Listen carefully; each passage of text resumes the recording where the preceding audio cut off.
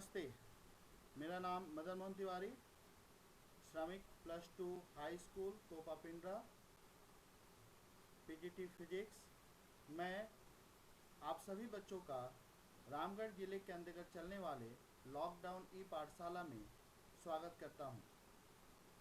हम लोग भौतिकी विषय के 12वीं कक्षा के रे ऑप्टिक्स चैप्टर को डिस्कस कर रहे हैं। इसी सिलसिले को आगे बढ़ाते हुए आज मैं आप लोग के बीच लेंस मेकर्स फार्मूला टॉपिक को लेकर के आया हूँ। लेंस मेकर्स फार्मूला का नाम लेंस मेकर्स फार्मूला क्यों पड़ा है, ये पहले हमें जानना होगा। लेंस मेकर्स फार्मूला का नाम लेंस मेकर्स फार्मूला इसलिए पड़ा है क्योंकि जो मैन्युफैक्चरर्स होते हैं लेंस के, लेंस बनाने वाले जो कारीगर होते हैं, वो इस फार्मूला का यूज करते हैं डिज़ायर्ड फोकल लेंथ के लेंस को बनाने के लिए। डिज़ायर्ड फोकल लेंथ के लेंस को बनाने के लिए इस फार्मूला का यूज किया जाता है, यूज होता है, इसलिए इसका नाम लेंस मेकर्स फार्मूला पड़ा। हम लोग एजम्पशन की बात कर लेते हैं। लेंस मेकर्स फार्मूला जब भी आता है इसके साथ में एजम्पशन जरूर आता है, और ये आता है एग्जामिनेशन में, बहुत इंपॉर्टेंट टॉपिक है। पहला एजम्पशन ये है कि लेंस मस्ट बी थिन, पतला होगा, and of short aperture, short aperture का होगा, पतला होगा। All the rays of light are marginal and paraxial, सारे रे ऑफ लाइट काफ़ी नज़दीक होंगे प्रिंसिपल एक्सिस के, और बहुत स्मॉल एंगल बनाएंगे प्रिंसिपल एक्सिस के साथ और नॉर्मल के साथ। ऑब्जेक्ट जो होगा वो पॉइंट ऑब्जेक्ट होगा सिचुएटेड ऑन प्रिंसिपल एक्सिस। ये एजम्पशंस हम लोग लेकर के चलते हैं। एक बार हम फिर से एजम्पशन बता देते हैं। Lens must be thin and of short aperture. दूसरा, object must be a point object situated on principal axis. तीसरा, all the rays of light are marginal and paraxial. ठीक है, अब हम लोग यहाँ पर ऑब्जेक्ट लिए हुए हैं, ये देख रहे हैं, ये हम ऑब्जेक्ट ओ माने हुए हैं। यहाँ से एक रे गया आकर के, ये पहला फेस है LP1N, जो पहला फेस है उससे टकराया। बाहर का रिफ्रैक्टिव इंडेक्स μ1 है, अंदर का रिफ्रैक्टिव इंडेक्स μ2 है। वो बैंड किया टुवार्ड्स नॉर्मल, ठीक है, क्योंकि वो रेयर से डेंसर जा रहा। फिर यहाँ आकर के टकराया, यहाँ पर फिर दूसरा फेस हो जा रहा है LP2N, उसके बाद में रिफ्रैक्टिव इंडेक्स μ1 हो जा रहा है। यहाँ भी हम लोग नॉर्मल एक बना दिए N2C2, ठीक है। अब यहाँ से जब वो बाहर करेगा तो वो बैंड करेगा अवे फ्रॉम नॉर्मल और इमेज आई के पास बनाएगा। अगर LP2N फेस नहीं होता, इसका मतलब इधर पूरा का रिफ्रैक्टिव इंडेक्स μ2 होता, तब ये रे आगे बढ़ता चला जाता और इमेज I1 के पास बनाता।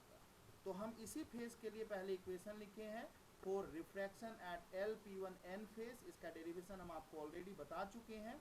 इसके लिए आएगा equation μ1/CO plus μ2/CI1 is equal to μ2 minus μ1/CC1।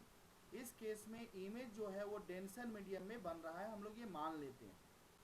दूसरा, for refraction eight LP2N face, अगर हम LP2N फेस के लिए देखते हैं, जिसके लिए हम लोग मानते हैं कि ऑब्जेक्ट डेंसर मीडियम में है और इमेज रेयरर मीडियम में बन रहा है, वर्चुअल ऑब्जेक्ट मान के चलते हैं, तो उसके लिए इक्वेशन आता है μ2/-CI1 plus μ1/CI equal to minus μ1 minus μ2/CC2। इसी को अगर पलट देंगे तो μ2 माइनस μ1/CC2 हो जाएगा। अगर इन दोनों रिलेशन को हम कंबाइन कर दें, refraction at LP1N face and refraction at LP2N face को हम कंबाइन कर देते हैं, तो μ2/CI1 μ2/-CI1 कैंसिल हो जाएगा और हमें क्या मिलेगा, μ1/CO प्लस μ1/CI। और हम आपको पहले बता चुके, ये माइनस को अंदर ले गए हैं तो ये भी μ2 माइनस μ1 हो गया है, तो μ2 माइनस μ1 1/CC1 प्लस 1/CC2। ठीक है, अगर हम थ्रू आउट μ1 से डिवाइड कर देते हैं, ठीक है, तो हमको क्या मिलेगा, माइनस, और साइन कन्वेंशन पुट करते हैं। CO मेरा ऑब्जेक्ट डिस्टेंस है, माइनस U लिखेंगे। CI मेरा इमेज डिस्टेंस है, इसको हम प्लस भी लिखेंगे। CC1 पहला फेस का कर्वेचर है, इसको R1 लिखेंगे।